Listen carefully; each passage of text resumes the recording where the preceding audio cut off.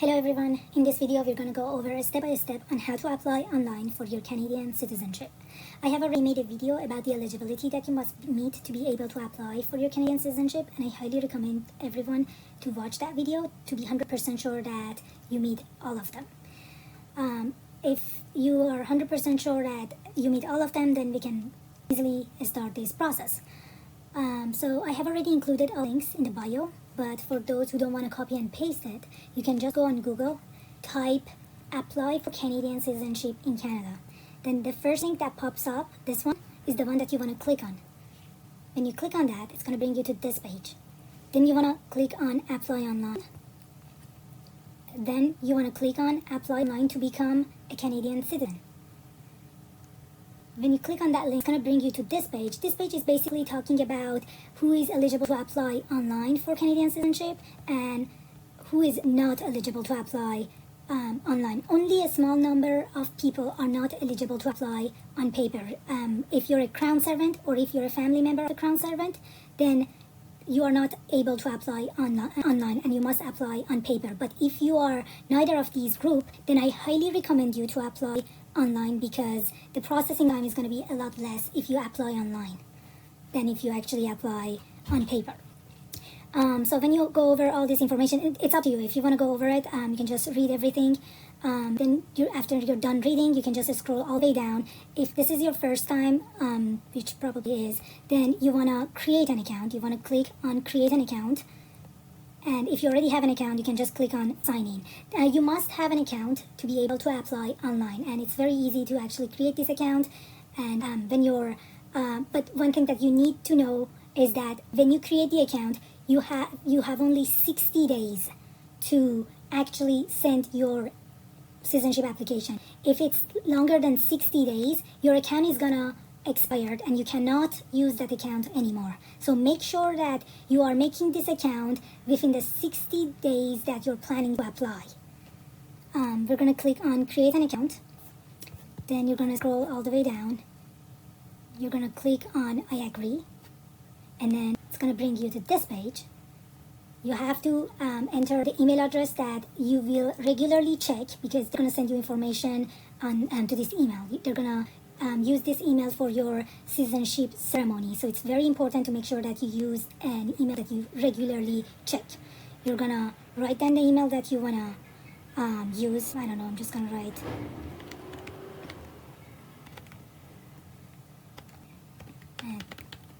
just typing some up. It's not a real account. You wanna come up with a password that can remember. The password, these are the criteria that your password must have. It must be 8 characters, it must have an uppercase and a lowercase and a number and a special character. You can put anything for this. And then after that, you can just click on create an account.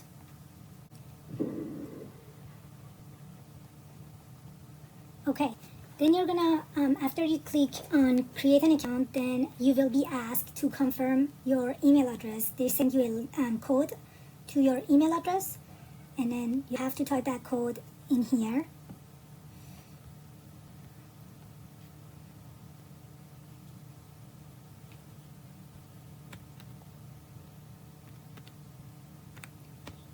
Then you click confirm the code. Then, okay, now your account is created. Now it's time to sign in.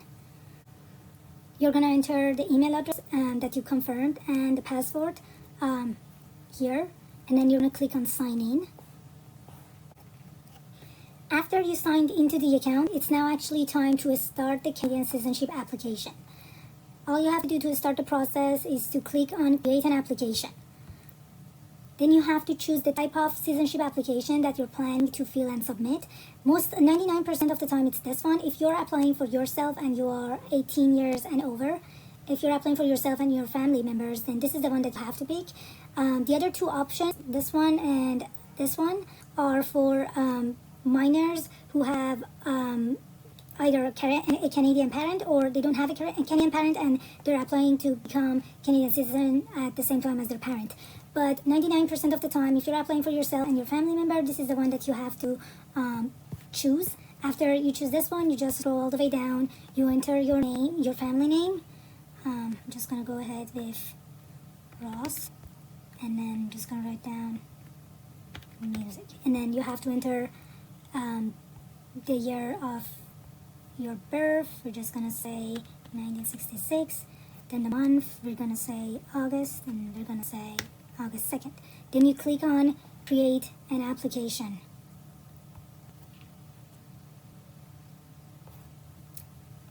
After you created the application, you're gonna start filling out the information for the person. You just wrote down the name and date of birth.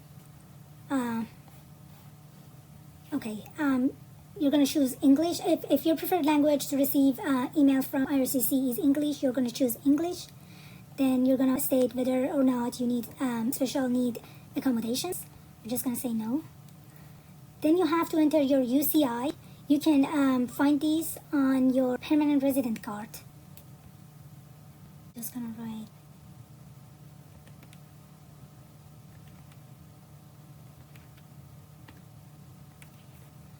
then you're gonna scroll down. This is already filled. Then you're gonna answer these questions. Have you changed your name since you becoming a permanent resident? Our case is no. Have you ever used any other name? No. What's your gender? You're gonna choose your gender. Then do you need to change your gender designation? We're gonna say no. Then it's gonna ask for your height and your eye color. These information can be found on your permanent resident card. I'm just gonna write 165, and then for eye color I'm gonna choose brown. They already have my date of birth. Have you corrected your date of birth on your immigration documents? If you have, then you're gonna choose yes. If you haven't, then you're just gonna choose no. Do you need to correct your date of birth? If you need to do that, then you're gonna choose yes. If not, you're gonna choose no. Then it's gonna ask you for the place of birth.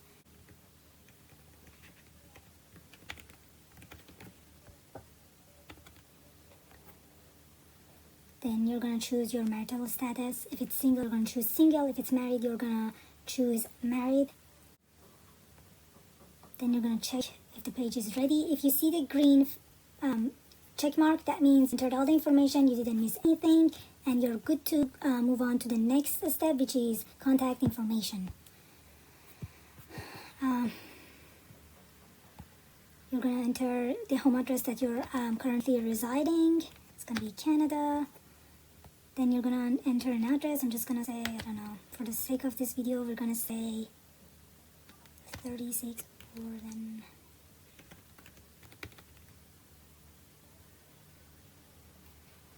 We're just gonna go ahead with this one. And if your mailing address is the same as your home address, you're just gonna choose yes.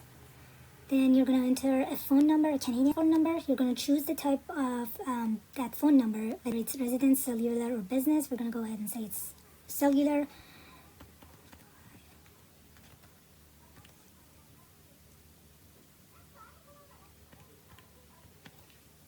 If there's an extension for your work, you can just enter it. If not, just leave it blank. Do you have an alternative phone number? You can just say yes. If you do have another one, you can just add it here. Add the country code, add the, if it's Canada, you can just click on Canada. Then you can choose the type of phone you have, and then you can just enter those information. If you do not want to add another phone number, then you just easily click on no. Then it's asking if you have a representative or if somebody is helping you with this application. We're just gonna say no, I'm filling it out myself.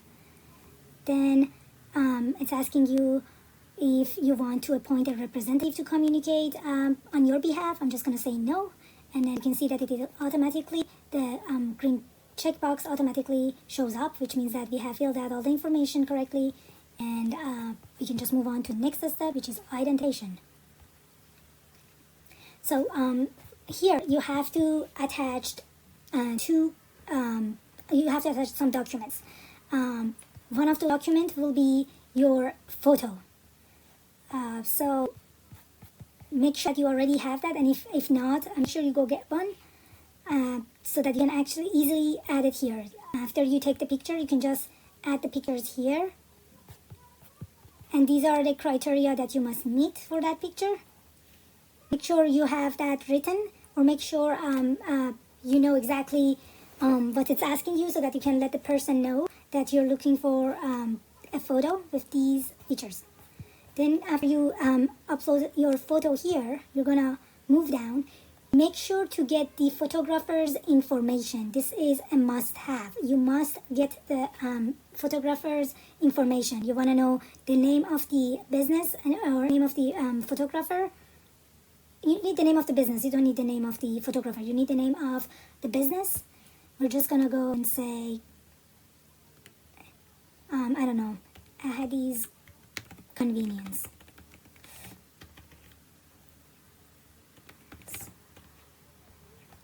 And then the country, it's going to be Canada. These are the information for the photographer. These are the information of where you took that picture. If it was at the convenience store, you write down the name of the convenience store, where the convenience store is located. I'm going to say it was at 177 Rue.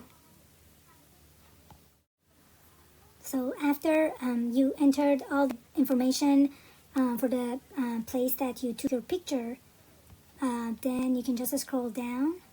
You gotta enter the date that you took the picture, and that date should be within the 6 months that you're submitting your application. If it's older than 6 months, then you have to retake the picture. We're just gonna say 2024 for the date. We're gonna say it was in July, and we're gonna say it was on, I don't know, 31st of July. Again, you need the information of the place you took your picture, and you also need to make sure that the picture was taken within the 6 months of the date that you're planning to submit your citizenship application. After you're done entering these information, you can scroll down. Here you have to attach, for personal identification, it's asking you to upload pictures of 2 pieces of ID. This can be your health card and your PR card. For the first one, I chose PR card, and you just attach it here. Make sure you attach, first of all, make sure the pictures are clear, and then make sure that you attach front and back of that PR card. Then for the second ID, you can either attach the driver license, or you can attach your health card. Either way would be fine. You can also attach other documents if you have them. I'm going to go ahead with health card. After you're done attach all these documents, then you're going to check if the page is ready. I haven't attached my document yet. I just want to show you if you haven't filled out all the information correctly, when you click on check if the page is ready, it's going to give you an error, and it's going to show you what you're missing. So I'm missing all the information, I'm missing the documents, and I'm also getting this huge error message at the top of the page. So if you haven't entered all the information or attached the documents, it's not gonna give you that green checkbox that you see next to these ones. You're not gonna be able to see that green checkbox, and it's not gonna let you submit your citizenship application. So you wanna make sure that you fill all the information and you attach all the documents, otherwise you won't be able to submit your application. I'm gonna attach all these documents, then we can go to the next. So I did attach all the documents, and as you can see, I got that green checkbox, and it says the page is ready. But before we move on to next step, I wanna make sure that I go over this page one more time. So again, you need a picture of yourself. You have to upload that here. Then you have to enter the information for the place that you took the picture in. After you entered all those information, then you need to attach 2 pieces of ID.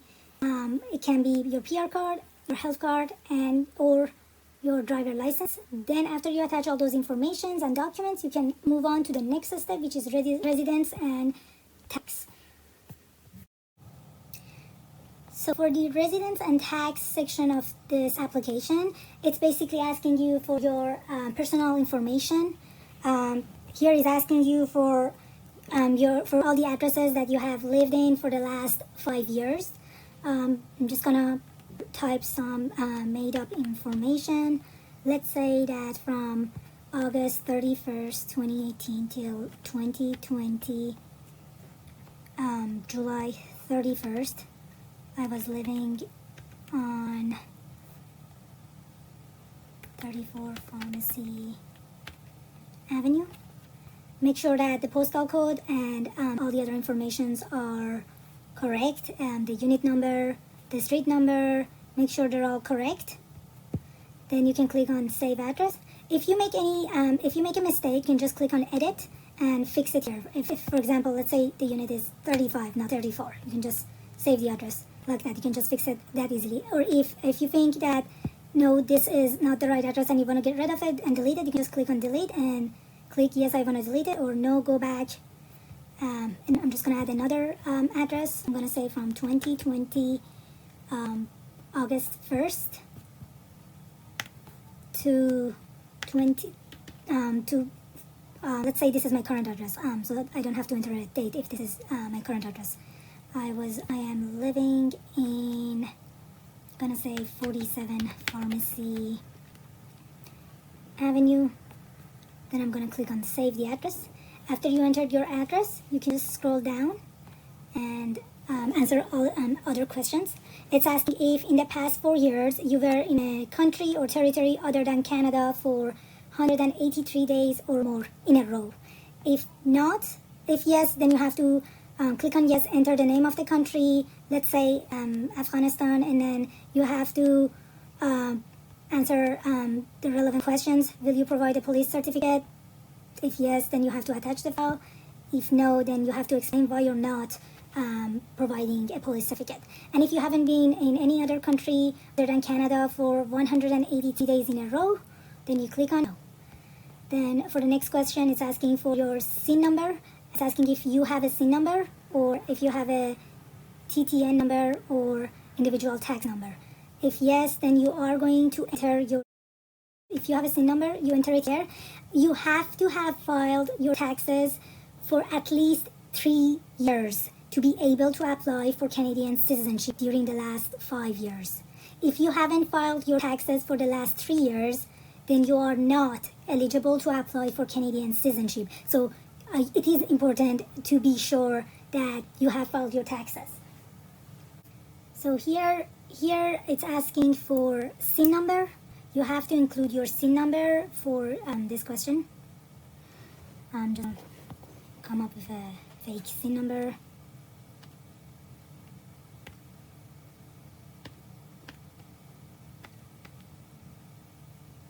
Okay, I'm just gonna come up with a fake SIN number. After you entered your SIN number, then they're gonna ask you which years you have filed your taxes and which years you haven't.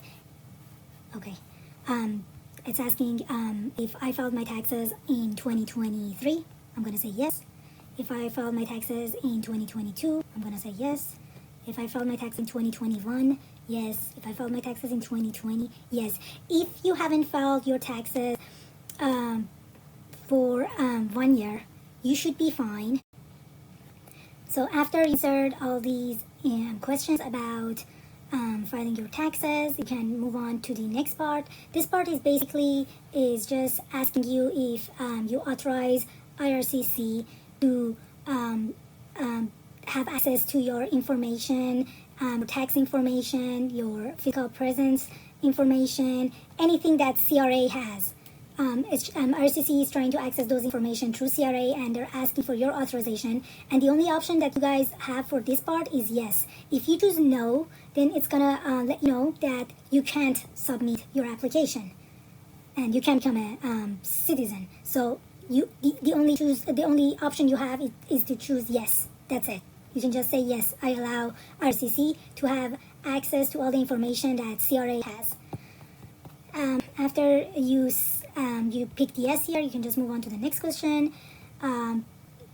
It's asking if you have ever held immigration or citizenship status in a country and territory other than Canada. For this one, you should say yes. It's the country that you were born in. If you were born in, I don't know, Turkey, then you should say yes, I have a citizenship of Turkey. It's gonna ask you when you got your citizenship. If you have citizenship from other countries, you must also include those here. But if you only have citizenship from the country you were born in, that's the one that you need to mention. If you were born in 1966, then August 2nd, then and well, that's the date you want to enter, because since you were born, you were granted citizenship in the country you were born, right? So, and you never lost that citizenship, I'm assuming, so you can just say not applicable, and then you got to say which country that was. We're just gonna say Turkey, and then you got to say what was the status in that country. I'm just gonna say citizen. Then you can save that status. If you have citizenship from another country, for example, United States, then you can also enter. You must enter the information here as well. Again, if you have 2 or 3 citizenship, just make sure you enter those information here. You want to make sure to include the date that you got your citizenship, and you want to make sure to include which country it was and what's the status that you have in that country. But again, if you only have citizenship from another country that you were born in, that's all you need to mention. And if you made a mistake, you just click on edit. And if you just wanna delete it because this is just not right, think about it is right, you just click on delete. Then we're gonna move on to the last question. It's asking if you have if you have ever applied for travel documents or passport during the last 5 years. If the answer is yes, you are you must fill out these boxes. You must enter the information for that travel document, the document number, the country that was issued, the place of issue, and if the answer is no, you just simply say no. And if it's asking you to provide an explanation, you can just say, I never needed a travel document, so I never applied for one.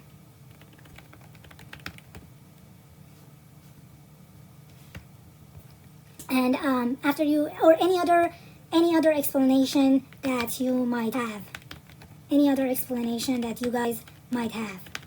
It shouldn't be this one. This is just an example I'm giving you guys. Any other explanation that you might have would be fine. As you can see, I got that green checkbox, which is what we want. That means we have filled all the information and we're good to move on to the next step, which is work and school. So on the work and school section of this application, they just want to know what you were doing during the last 5 years.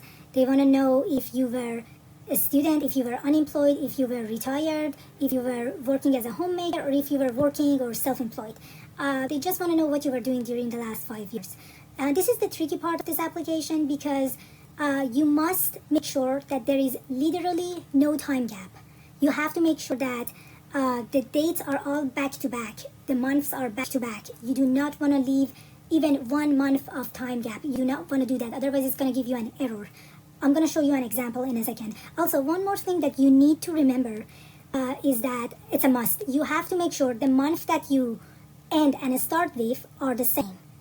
I'm going to show you what I mean. So let's say from 2019 September, I was till 2022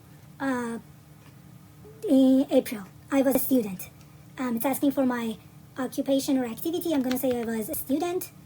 And it's asking me for the name of the business or institution that I went to. I'm going to say York University. And then it's asking me for the address. I'm going to say it's located in Canada. And then the address, I'm just going to come up with some fake address. I'm going to say it's on Estes Avenue. And then I'm going to save the activity. Okay? So I entered the dates. I said that's from September 19 to April 2022. I was a student. And I was going to York University. It's the educational institution that I was going to, which is in Canada, and that's the address. Now I'm gonna say that the same year after my graduation, which was 2022, I got a job in August. I got a job in August of the same year that I graduated, and this has been my job ever since. This is the job that I've had since my graduation. The job is, I don't know, data analyst. And my employer name, the company I work for is, I'm going to say AO Insurance. I'm going to say it's located in Canada. And the address, let's just say 56 Victoria Park. And I'm going to save it. Now, let's just assume that these are the only 2 things that I have done during the last 5 years. From September 2019 to April 2022, I was a student, and then from August 2022 up until now, I'm working as a data analyst. Now, if I click on check if the page is ready, I'm going to get an error. Why is that? That's because there is a time gap in the history that I entered. Where is the time gap? They don't know what I was doing between April 2022 till August 2022. They want to know what I was doing between these months. So I am going to say 2022 from, it's going to be after the month that I graduated. It's going to be the month after April. After April, I'm going to say from May 2022 to, I got the job in August, so till July 2022, I was unemployed. And I didn't have any employer, and I was not going to any university. And for the address, you can't just say, you have to enter an address, otherwise it's not going to let you save it. I'm just going to give my home address. If I just, hold on. If I don't enter any address, I'm just going to show you guys this. If I don't enter my the address, I'm going to get an error. I'm going to say that I was in Canada, and I'm going to give them my home address. Because I was employed, I was at home. It makes sense. So I'm just going to give my home address. Let's just say this is my home address. You got to give them the home address at the time you were residing. So if in August 2029, if your current address is different from before, you got to make sure you give them the right address. So I'm going to enter that, then I'm going to save it. Now all the dates are back to back. Now they know that from September 2019 to April 2022, I was a student. Then from May, which is right after April, to July, I was unemployed. And I gave them my home address, because you have to give them an address. And then right after July is August 2022. And after August to up until now, I have been working as data analyst. Now they have a cohesive idea of what I was doing since 2019. Now, if I click on the check if the page is ready, I'm still going to get an error. Let's see here. I'm still going to get an error. Why is that? Because the date that I ended with, August 2022, the month of the month, August, is not the same as the month that I started my history with. These two must be the same. So if you started with September, you must end with September. Or if you can't do that, because you can't change the employment date, right? Then you have to let them know what you were doing before September 2019. Just let them know that in 2019, they want to know what you were doing up until August. This is going to give me an error. 19 September. I'm going to say I was unemployed. Not applicable. And again, if I don't enter anything, it's not going to let me save it. So I'm just going to enter another address. My home address. Let's say this was the address at time. Now you can see that it was automatically saved. And I got that green checkbox that I was looking for.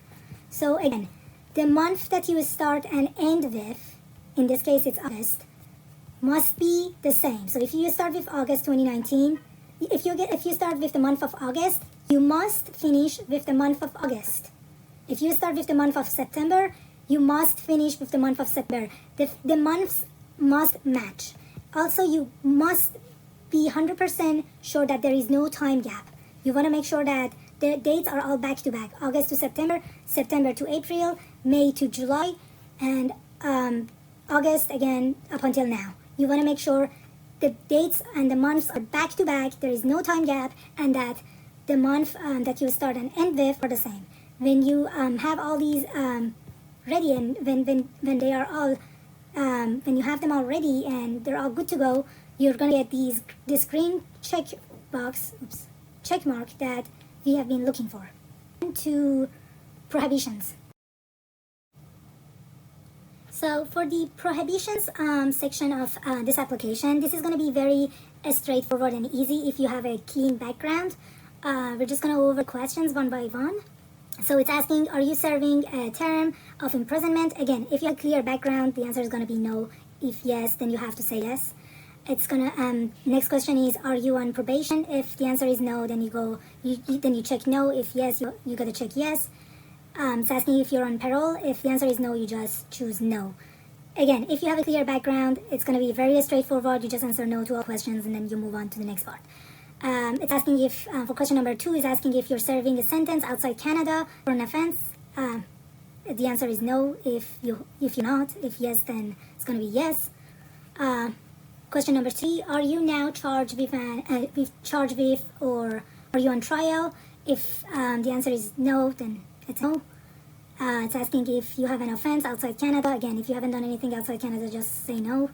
Are you now or have you ever been under removal order? If the answer is no, then choose no. If yes, then choose yes. These are very, very basic and personal questions, and they're very easy to answer. It's just a yes or no questions. It's based on your background check. So again, if you have clear background, it's going to be no to all these questions. Are you now under investigation? No. In the 5 years immediately before the date of your citizenship application, were you prohibited from being granted citizenship or taking the oath of citizenship because of misrepresentation or withholding material circumstances? No. In the 10 years immediately before the date of your citizenship application, was your Canadian citizenship taken away? No. In the 4 years immediately before the date of your citizenship application, have you been convicted? No. Have you been convicted of an offense outside Canada? No. Well, a permanent resident, have you been convicted in Canada of terrorism? No. Have you been convicted outside Canada of terrorism? No. Served as a member of an armed force of a country or territory or organized armed group? No. By checking this box, I confirm that I have read and understand the prohibitions under the Citizenship Act. You must check this box, otherwise it's not going to turn green. And you can see after you answer all the questions, it will automatically turn green and you get that green check mark that you're looking for. Then you're going to move on to the next section of this application, which is language proof. So if you're between the ages 18 and 54, you must show proof of language proficiency. But if you're 55 years old or older, then you don't need to show the language proficiency. There are certain stuff you can upload for this page. There's certain documents you can upload that will be accepted as a proof of your language proficiency. It can be a diploma, it can be a university degree, it can be the classes that you have, English classes that you have been attending for quite some time. It can be any of those. If you have them, if you're over the age of 55, you can just check this check mark. If you're over the age of 55. And the reason that I have this here is because I entered the date of birth. For the date of birth, I entered 1966, and if you do the math, you're gonna see that it's gonna be older than 55 years old. That's why the only option I have in this page is 55. I'm sorry, it's this sentence right here, nothing else. If you have entered your date of birth wrong, you can just click on this, and then you can just add the date of birth. But again, if you do that, there might be new information to fill, so you gotta be sure that if you actually change the date, you make sure that you also go over all the information to make sure that you're not missing anything. If you are not over the age of 55, then it's going to be very simple. It's just going to ask you to upload an attachment that shows that you have a proof of your language proficiency. And you can move on to the next page, which is physical presence. So the physical presence part of this application is very important. And it's going to determine whether or not you can submit your citizenship application. It's very important to meet this paragraph right here. If you do not meet the criteria mentioned in this paragraph, it's not going to let you submit your application. So this part is basically talking about the number of days that you must have been in Canada, and also the number of days that you must have been permanent residents. So you must have lived in Canada for at least 1,095 days or 3 years, and out of these 1,095 days, you must have been a permanent resident for at least 730 days. If you have not been a permanent resident for 730 days, or if you haven't lived in Canada for 1,095 days, then it's not going to let you submit your application. The good part about this part of the application is that it's got a calculator, and it's going to automatically, you enter the dates, and it's going to automatically calculate the dates for you, and it's going to let you know if you meet these criteria or not, so you don't have to calculate it using your fingers. You don't need to do that. It's actually going to calculate it for you. I'm just going to show you in a second, just bear with me. But again, you have to meet this criteria to be able to actually submit your application. So let me show you what exactly I mean. So let's start answering this question. During the 5-year eligibility period, did you live outside Canada as a Crown servant? No. If you're a family member of a Crown servant, no. Okay, now it's asking you to enter the date that you became a permanent resident. This is the date that is on the back of your PR card. So on the back of your PR card, there is a date that says PR since. That is the date that you must enter here. So again, this is the date that shows on the back of your PR card. Just flip your PR card, the back side, right in front of the line that says PR since. That's the date that you must enter here. I'm just gonna enter a made up date. Let's say January 14, 2022. After you enter that date that shows on the back of your PR card, you click save, and then you have to start answering these questions. So depending on your residence status, before you become permanent residents, you gotta answer these questions. So if you were an international student, then you're gonna say yes to this question, and then you're gonna click on add temporary residence status. Then you're gonna add here, international students. Then you have to fill out these boxes, and then you have to answer these questions. If you were, if you had a visitor visa, if you ever had a visitor visa during the last 5 years, again, during the last 5 years, if you ever had visitor visa, the answer to this question is gonna be yes again, and then instead of international students, you just click on visitor visa, and then again, you enter the dates, you answer the questions. If you're a temporary foreign worker or a temporary resident permit holder during the last 5 years, you're going to say yes to this question, and then you're going to fill out this boxes accordingly. For the sake of this video, we're going to say that yes, during the last 5 years, I was an international student. Again, if you were a visitor, you just click on visitor. If you're a temporary foreign worker, you click on that.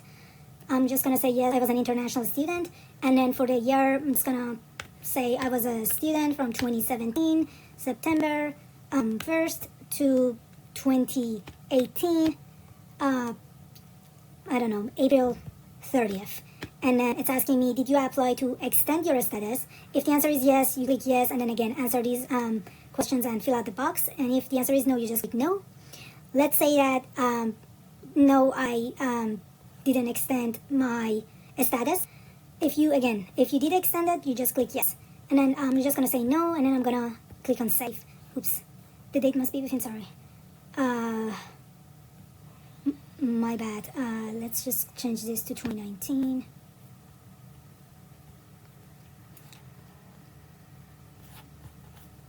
Oh, I get it now, sorry. It should be during the last 5 years, see?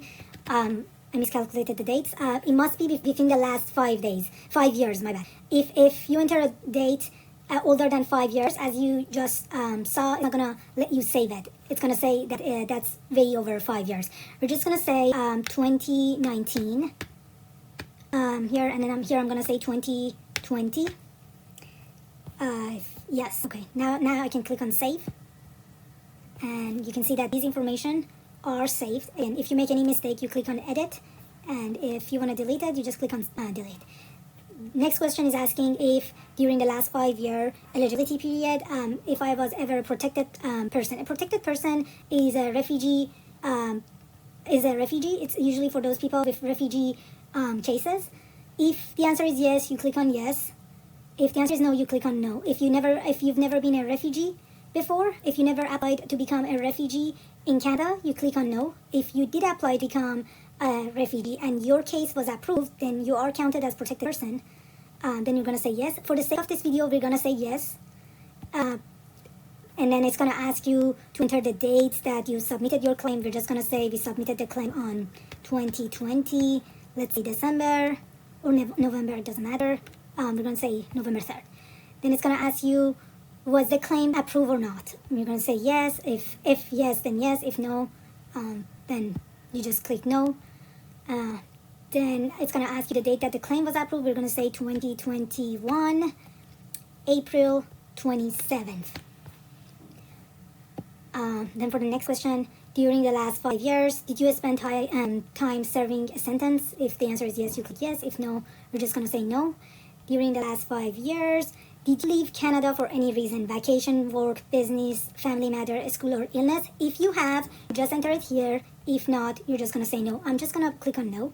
So the reason I answered yes to this question and this question is because I want to show you how it's going to look like on the calculator. So after you enter all the date, you're going to click on this, calculate my physical presence, and it's going to calculate it for you. If you're eligible, it's going to show you a green line, and up here it's going to tell you that congratulations, you have at least 1,095 days of physical presence in Canada. It's going to give you this green congratulations message. And again, it's going to count the number of days that you have been in Canada as international students or as a protected person or refugee. It's going to calculate all those for you. And this is what you need to notice. Do you see how it has a separate box for the number of days that you have been a permanent resident? Here, if it says less than 730 days, it's not going to let you apply. It must be 730 days or greater. But again, it has to be greater than 730 days. Here, good. It's 932 days, so it's very good. But if it's anything less than 730 days, it's not going to let you apply. Also here, the minimum number of days that you must meet is 1,095 days. Here it says 1,184.5, which means that we're good. We meet the criteria and we can apply for citizenship. And one more thing that I want to talk about is that while you're an international student or a protected person, again, a protected person is a refugee whose case has been approved by our IRCC, my bad. If your case as a refugee has been approved, you are considered protected person. If you're an international student or a visitor visa, it's going to show it here. So during the time that you're a protected person or an international student, the multiplier is half, which means that every 2 days are counted as one.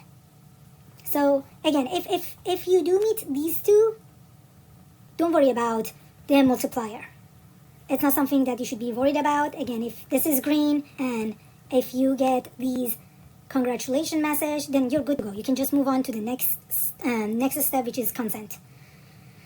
But again, if you do not meet these two requirements, it's going to give you a red error message and it's not going to let you apply. So we're going to move on to the next section. So the consent part of the application is very easy and straightforward. You just have to answer some yes or no questions, and there's nothing hard to this part of the application. Here is just asking you if you authorize IRCC to share your information with Member of Parliament. I click on yes. Next part, it's asking if they can share your information with election, and you just scroll down. I click on yes again.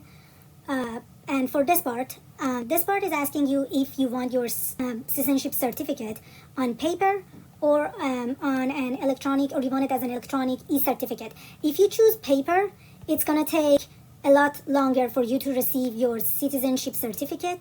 But if you choose electronic certificate, you're going to get it within 1 week after your citizenship ceremony, or maybe sooner. 1 week is the maximum amount of time that you will receive it if you go ahead with electronic.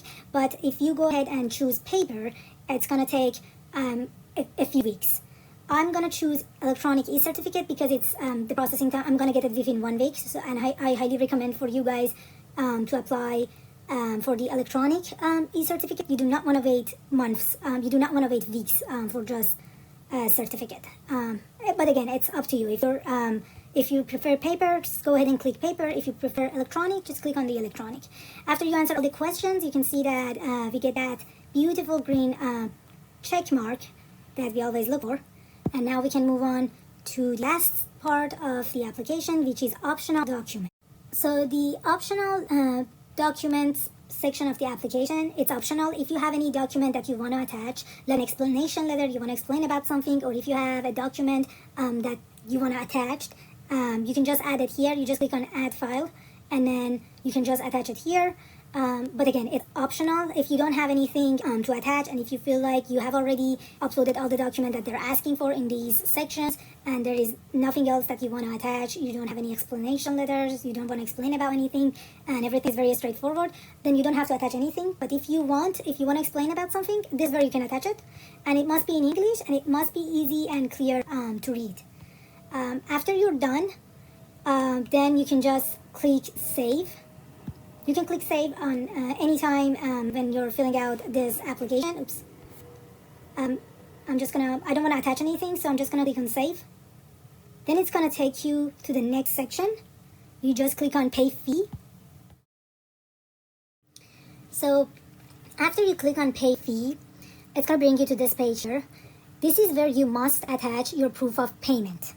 So when you pay, you will receive an email with an attachment. The attachment is your proof of payment. You must upload that attachment here. I'm going to show you both the attachment and the email that you will receive in a second. But again, you have to upload that attachment, which is your proof of payment here, for you to be able to actually submit your application. So in order to pay your fee, all you have to do is to click this link. It's going to take you to this page here. You're going to scroll down.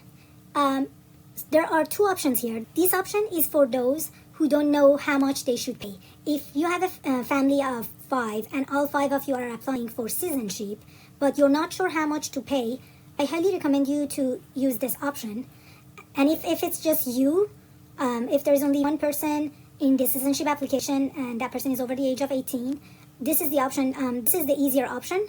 All you have to do is to click on citizenship, and then you can click on continue, and it's bring you to this page, and all you have to do is to click one here, and then you scroll down, you click on submit. But if you're a family of 5 and you're not sure how much you should pay, again, you can just use this option. It's gonna show you exactly how much you have to pay. I'm gonna show you how to do this one. This is a bit more complicated, but if again you're a family of if it's more than 1 or 2 people, I highly recommend you guys to use this option. If it's 2, then again, if it's you and your partner, you click 2, you type 2 here, and then you press submit. If it's you and your family members, and you want to know exactly how much you have to pay, and you're not sure, you click on this option. I'm just going to show you how this works. You click on answer questions, scroll down, you click on this option right here, apply to get citizenship. Then you click on continue. Then you're going to click on the first option. I'm applying to become a Canadian citizen, alone, with family, or for a minor. Then you click on continue. Now, if it's you and your family, then you're going to click on this option. If you're applying for a minor, it's this one right here. If it's just you, I already showed you this, but this is also another way for you to pay. It's going to have the same, it's going to show you the same amount that you should pay that I showed before. But let's just choose this one for those who are family and watching this video. We're going to click on continue. Now it's going to ask you how many people in your family are younger than 18. If you have, for example, 2 kids that are younger than 18, then you're just gonna, and both applying for citizenship with you and your partner, you're gonna type 2, and then you click on continue. Then it's gonna ask you how many people are over 18. If it's you and your partner, then you're gonna type 2. If you have also another kid who is over 18, then you're gonna type 3. It depends on the number of people in your household and your application. For the sake of this video, we're going to say 3. You, your partner, and one of your kid who is older than 18. Then you're going to press on continue. And then it's going to show you how much exactly you have to pay for the citizenship application for 5 people. 2 of them are younger than 18 and 3 are over 18. This is exactly how much you have to pay. If it's just one single person, it's going to be $630, and that's all you have to pay. Again, it depends on the number of people in the family and their ages. For the sake of this video, we're just going to say it's just one person. And then I'm going to click on submit. And it's going to show me the total amount that I have to pay. It's $630. And then after you get the amount that you have to pay, all you have to do you're gonna click on Click and Pay. Here you have to register. You're gonna just type your email or Gmail, and then you're gonna click on Continue. Then you have to come up with a password. Just gonna come up with something. This is very important. This email, you have to have access to it, because they're gonna send you your proof of payment to this email. Just gonna confirm it. Oh, yeah, I thought I made a mistake. Okay, hold on, just give me a sec. Then you click on Continue. Then it's gonna ask you to answer some security questions. We're just gonna choose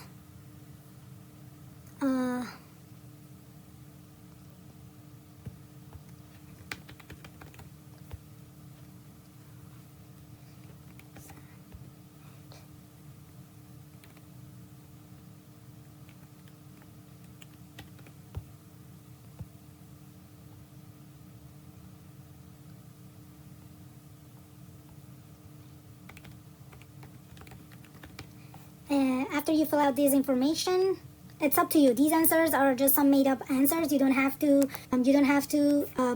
write these ones. It must be something that you never forget, because they might ask you to answer these questions. After you're done, you just click on Continue, and they're gonna send you a code to the email that you provided, and you just enter that code here, and you click on Verify, and it's gonna give this green message. Then you click on Continue, and you actually have to pay. You click on this right here, I'm a human, and it's gonna ask you to verify that. Click on the entity that doesn't have a pair. It will be this one. Then you click on Next. Click on the entity that doesn't have a pair. It's gonna be this one. You click Verify. Oh God. Okay, after you answer all those questions, you can actually click on Confirm Payment. We're gonna click on Confirm Payment. It's gonna bring you to this page here. You have to check this box right here, and then you have to click on Process to Secure Checkout. Then you have your card information, and you can see the amount right here. It's $630 for one person. This is the amount as of August 3rd, 2024. And again, it's only for one person over the age of 18. If you're a family member of 4, I already showed you, it's going to be a little bit over $2,000. It depends on the number of family members and their ages. After you enter your card information, you click on Checkout, and then you will receive an email. I'm going to show you the email. This is the email that you're going to receive. It's going to be from epayment@cic.gc.ca, and it's going to have an attachment. This is the attachment that you will receive. This is your proof of payment. This is what you need to attach to your application. You must attach this. This is, again, your official receipt, your proof of payment. This is what you must attach to your application. And it's going to show you how much you have paid. After you receive this email, and after you attach that to your application, right here, let's just, okay, here I attached the receipt, and you can click on View to actually see your receipt. This is it. And again, it's going to show you the amount. It's got this barcode right here, and it's your official receipt and your proof of payment. And when you upload it, you're going to see that you get that green check mark that we always look for. And then you can move on to the last section of this application. So here you can see that it shows that everything is filled and everything is ready. And all you have to do, first of all, make sure you save it. Try to save all the information after each step. So after you enter personal information, save it. After you enter contact info, save it. Just to make sure that you don't have to start everything again. After you enter all the information, you attach all the documents, and you attach the proof of payment, you can see that they're all going to show up here, and they're going to show up in green. And it's going to show that you are ready to submit your application. Congratulations. You just click on Continue, I highly recommend you to go over all the information after you're done to make sure that you haven't made any mistake. Just because these are green doesn't mean you have entered all the information correct. You might have had, I don't know, some spelling mistakes. You might have entered your SIN number and by mistake. It's a different number. Just make sure you go over all of them and then you click on continue. So we're going to click continue. Then it's going to ask you to sign your application. You're going to enter your family name here. We're going to say Ross. We're going to say music. It's going to ask you the city. Again, that's the family name. This is first name. It's going to ask you the city you're signing your application in. Just going to say Toronto. And then by clicking, after you're done, then you can just click on sign and continue. And it's going to show you that your application was signed successfully. So this page is just showing that you have successfully signed your application. You still have not submitted your application. If you see the status of your application, it has not been submitted yet. So don't make the mistake and think that I submitted my application, I don't have to do anything else. No, you still have to submit your application. This is just to show you, this message just shows you that you have successfully signed your application. This person has successfully signed their application on this date. This is what this page is showing. You still need to submit your application, and in order for you to submit your application, you have to click on the back to your account button. It's gonna bring you to this page, and you have to click on submit application. You have to click on this button for you to actually submit your citizenship application. If you don't click on this button, you have not submitted your application yet. So make sure you click on this submit application button. After you click on this button, then your application will successfully be submitted to IRCC, and hopefully you'll hear soon about updates about your application. One more thing that I did mention at the beginning of the video, this account is only valid for 60 days. The account that you made at the beginning of the video with your email address and the password that you confirm at the beginning, it's only valid for 60 days. So it is important for you to make sure that you submit your application within the 60 days deadline that it shows up here. After that, the account will be expired and you won't be able to access the account again.